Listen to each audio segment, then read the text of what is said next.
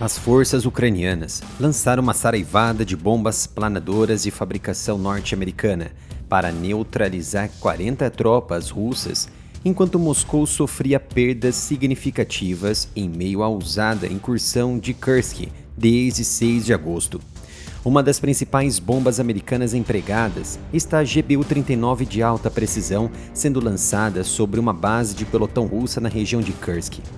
Muito provavelmente a Ucrânia esteja empregando seus kits caseiros e planeios que passaram a produzir com base na experiência assumida na guerra e com a transferência de tecnologia dos kits JDAM dos Estados Unidos. O comandante da Força Aérea das Forças Armadas da Ucrânia, Nikolai Oleshchuk, disse que a Ucrânia atacou satisfatoriamente posições russas na região de Kursk.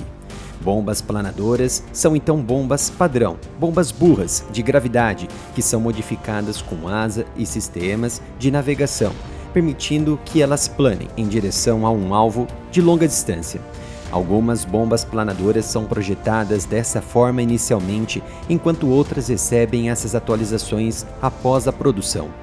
Essas melhorias e deslizamento permitem que as bombas viajem mais longe e são mais precisas do que as bombas não guiadas. A incursão também tem como objetivo forçar a Ucrânia a redistribuir tropas das linhas de frente na Ucrânia para a região de Kursk, o que pode afetar o ritmo e as perspectivas dos esforços ofensivos do inimigo na Ucrânia.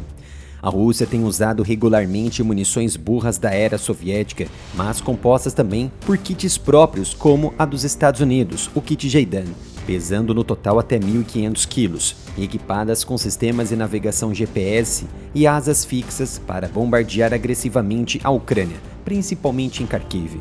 O uso dessas munições modificadas representa uma mistura de tecnologias militares antigas e novas, permitindo que os militares implantem um grande número de armas relativamente baratas, mas altamente destrutivas. A incursão ucraniana foi uma surpresa para a Rússia pouco preparada em Kursk, que faz fronteira com a região de Sumy, na Ucrânia. Desde então, as forças ucranianas tomaram o controle de 1.250 km² de território russo e 92 assentamentos. No entanto, a Rússia emitiu um alerta nuclear sobre um suposto ataque ucraniano na usina nuclear de Kursk, a primeira alegada ofensiva direta da Ucrânia, que abalou a suposta estabilidade russa na região. Da área de conflito atual em Kursk, que se encontra a 25 km da fronteira ucraniana de Sumy, a usina nuclear está a apenas 34 km de distância. A tensão, então, se deve aos obstáculos existentes entre essas duas distâncias. Há agora uma grande linha de trincheira e estruturas antitanques e de minagens construídas pela Rússia em tempo recorde, que se situa a cerca de 30 quilômetros de distância da posição ucraniana, a menos de 4 quilômetros da usina nuclear.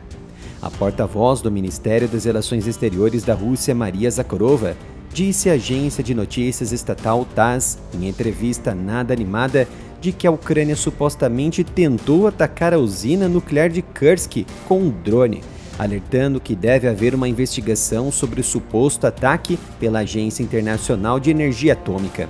Porém, Zakharova não apresentou nenhuma evidência dos fatos no momento da reportagem, diferente do que ocorreu contra a usina de Zaporizhia, quando foi flagrada em chamas e destroços de drones recentemente coletados, mas também não ficou comprovada a autoria de nenhum dos dois lados. Segundo Zakharova, a agência internacional deve responder imediatamente ao ato de terrorismo nuclear por parte do regime de Kiev. A Ucrânia não comentou se tentou ou não atacar a usina, mas muito provavelmente que não.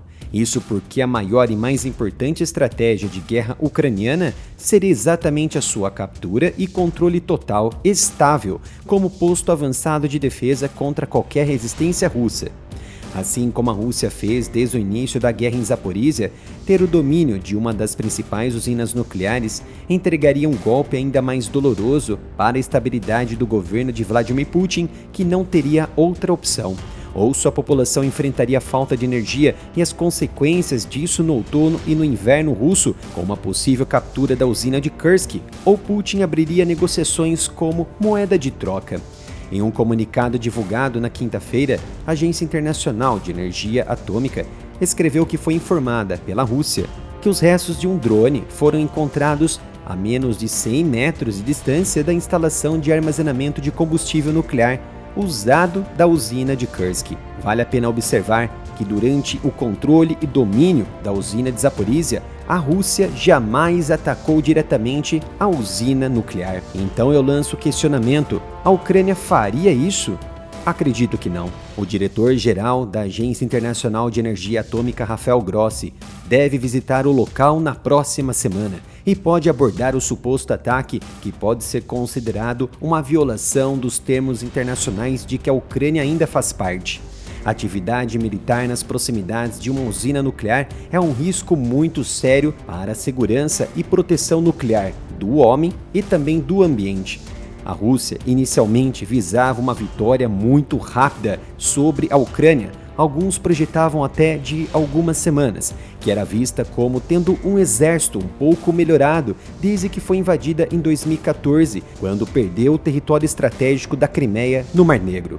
No entanto, sua resposta foi mais forte do que o esperado e surpreendeu o Kremlin, reforçada pelo apoio financeiro ocidental.